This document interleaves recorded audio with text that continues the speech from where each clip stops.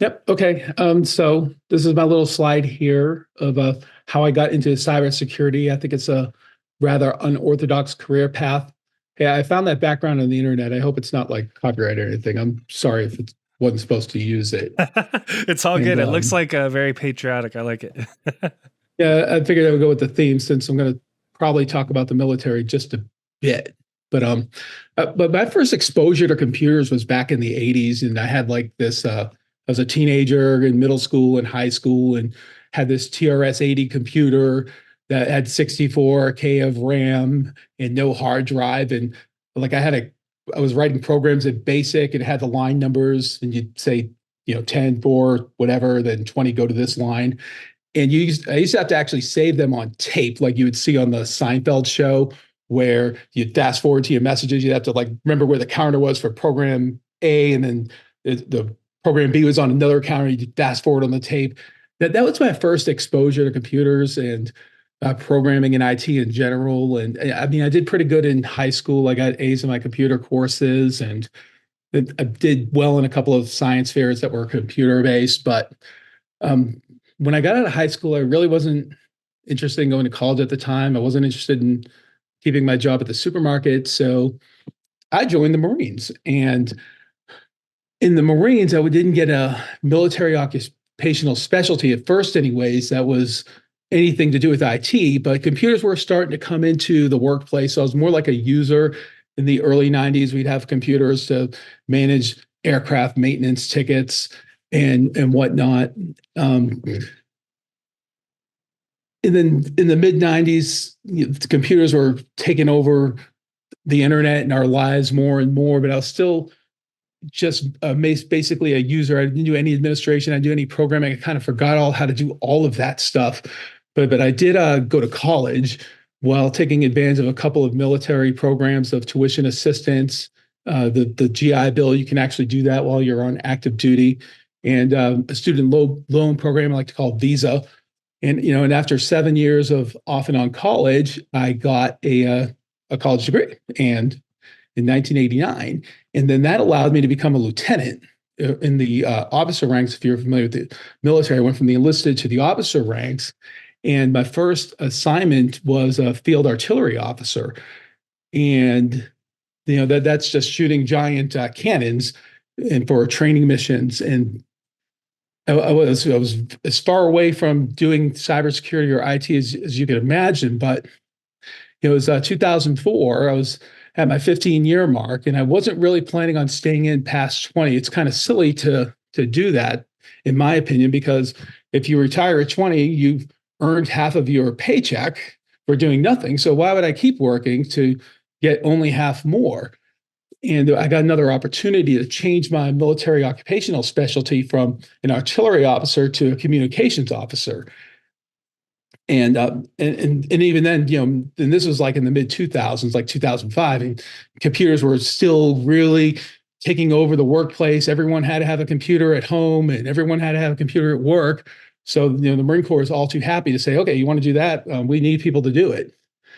So my first assignments as a in communications, I was already a captain in the Marines, and I was kind of more in charge of things. I was in charge of getting the right people with the right equipment at the right place and the right time to support a tactical mission. And I wasn't doing any of the hands-on stuff. And I was also serving with the ground units. I was with the Tank Battalion, 1st Tank Battalion in 29 Palms, 311, the 3rd LAR.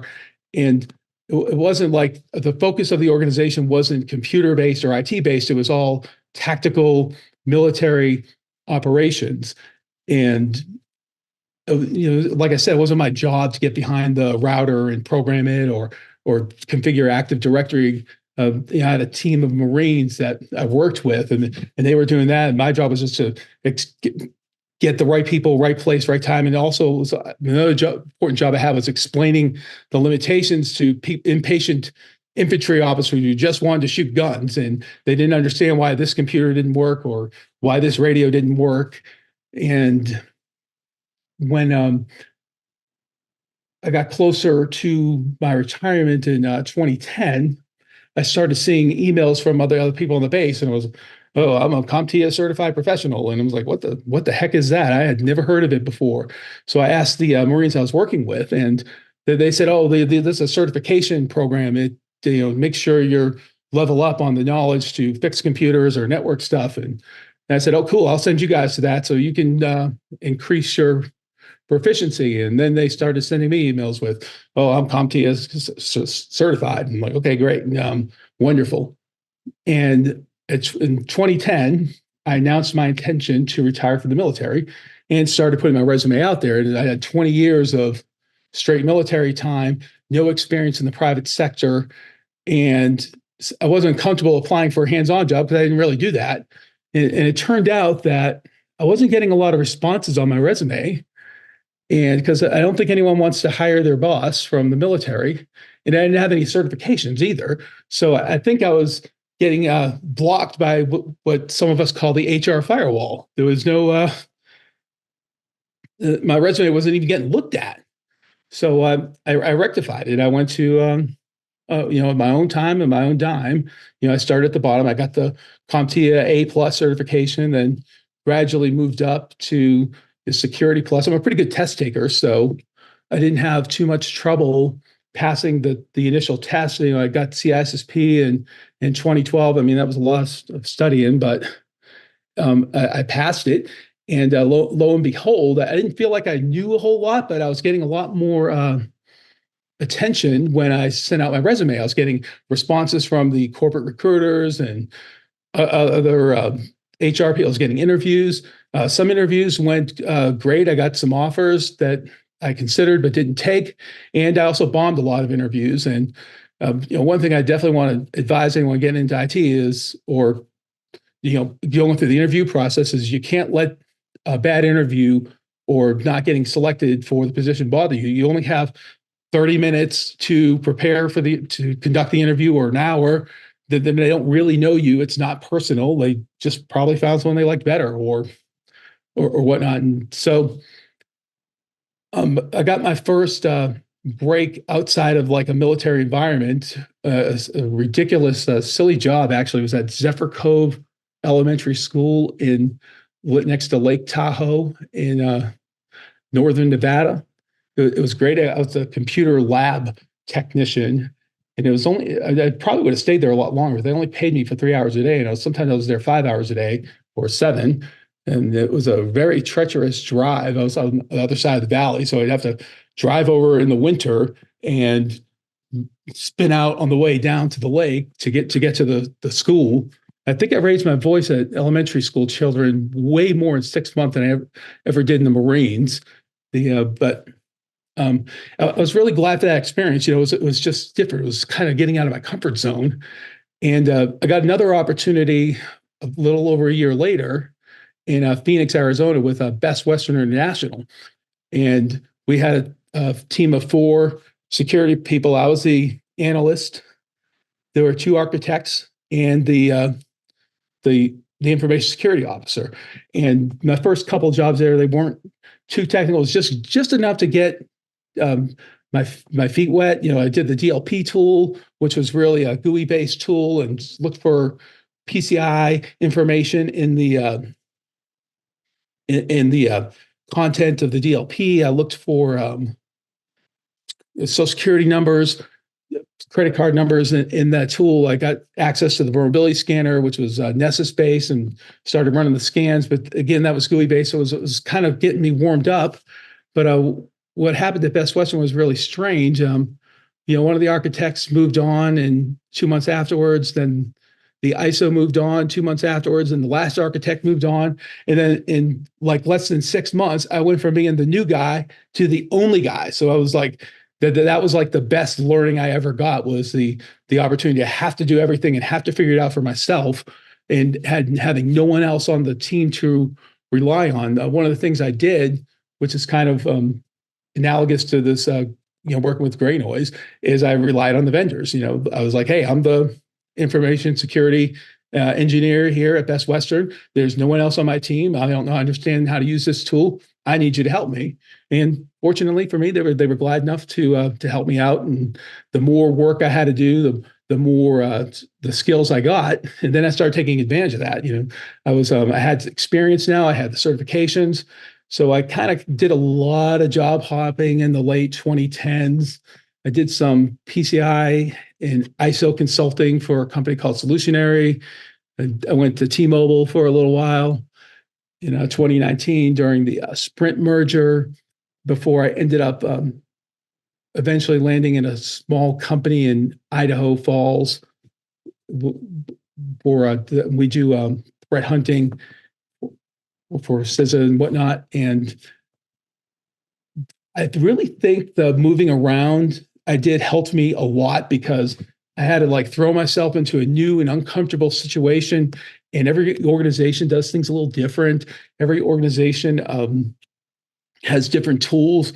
And every time I did that change, it forced me to learn something that I wasn't going to get from a cert, and what I wasn't going to get in a class. I'm not saying don't take certs. I'm not saying don't go to class. I mean, whatever helps you learn, helps you learn. I don't regret doing the certs, but getting the opportunity to actually do the work helped me get more established into cybersecurity and IT.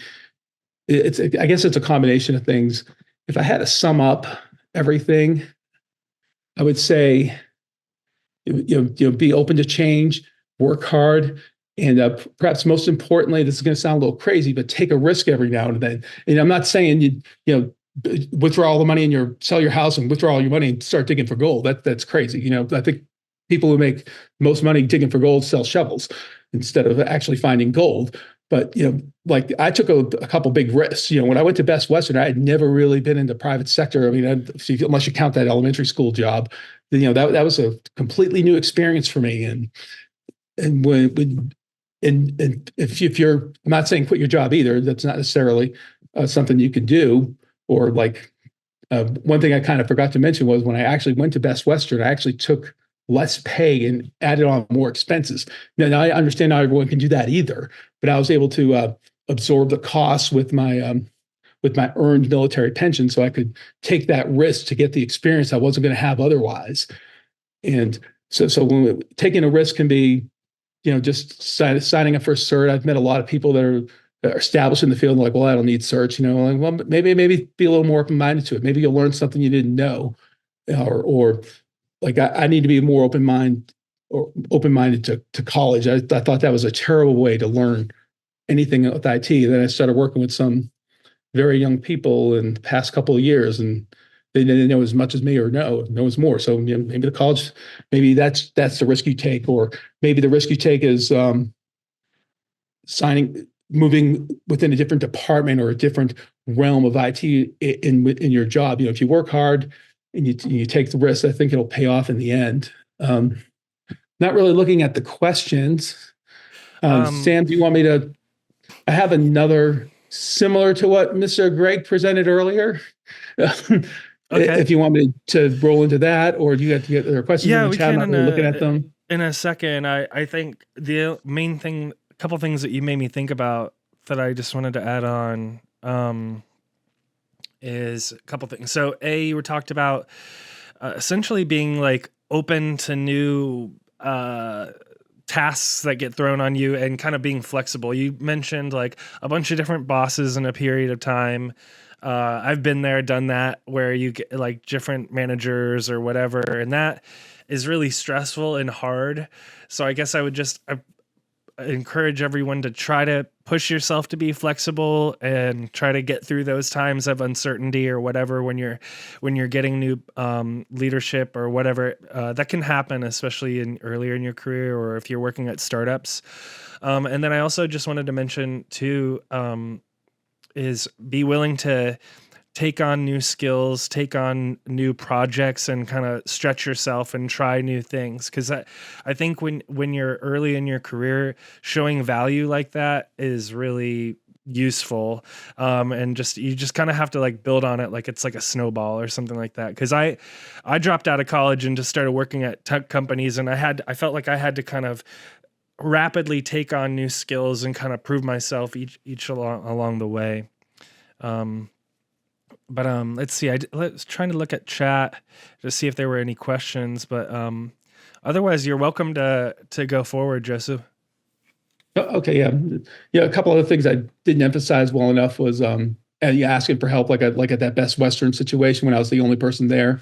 I had to like I think a lot of people like do things on their own. I didn't really asking for help where it really wasn't something I was interested in doing, but I felt I had to, and it made a big difference. People are really glad to help you. Um, so that's contact information there. I know that email looks like a burner email, but Sam can attest. I do answer that within a couple of days or so. It's my real email. I don't really have a lot of interest in Twitter or LinkedIn, so I'm sorry I'm not joining those, and you can't find me there. If you do find my account, I'm just squatting on it. I don't look at it. Let's switch my slide here. Yeah, I was really intrigued with the previous presenter, Greg's presentation of, looking for attacker mistakes. And with that kind of made me think of something I do. Like I have a hypothesis that attackers like to leverage automation as much as the good guys do, and they also leverage encryption so people can't see what they do. And this demo I have is really similar to Greg's. It's just not as good as his. I'm kind of learned a lot watching his presentation. So I'm gonna see. I'll see this. So my use case was I selected was Avanti because, like Greg, I didn't find enough data in the Palo Alto stuff that's really interesting. So I searched for the tag Avanti Secure Scanner, but I actually didn't know you could do the minus till today. So what you can do with this is you can export everything as a CSV and work with Excel. So this kind of goes back to what I was saying before. If you're not the most technical person in the world, you can still leverage stuff. You can export all this data as a CSV and then use Excel to do your filtering. And let me see if I can get the spreadsheet up. I already did this, so I'm not going to go through the boredom of export this. So this is all the data here that gets exported from that. You get all these wonderful columns, IP classification. But what was really interesting to me is the JA3. But I don't want all this data because some of it's scanners. But the way I filtered out the scanners was I just looked at the port field in the URIs and took out the ones that were the most noisy. So here, this doesn't really show. Let me go back to this other tag, this other one here. If you go to the ports, you'll see that, where are the ports? This is what I get for dropping my sunglasses, or reading glasses rather. I'll start with the path here. Like if you look at these paths here, a lot of them you can just tell they're scanning everything. So I took a lot of those out, and I took out a lot of the ports that had multiple ports because I assumed those were mass scanners because I wasn't smart enough to just do the minus tag like the previous presenter, Greg. And what that left me with was just a few rows. So then I take these rows here, and then I plop them into CyberChef. Let's do a quick little formula or recipe in CyberChef, I think it's called. I split the horizontal line because some of the exports from GreyNoise have this delimiter for different JA3s. Then I drop 5 or more bytes at the end of each line to get rid of the colon in the port. And then I do a unique. And then that gives me unique JA3 hashes. And then what I can do with those is grab those unique JA3 hashes and throw them into Splunk. And then that reduces the workload looking for suspicious traffic instead of looking at tens of thousands of or hundreds of thousands of millions of SSL events. Now I could just focus on the ones that have those SHA-3 hashes.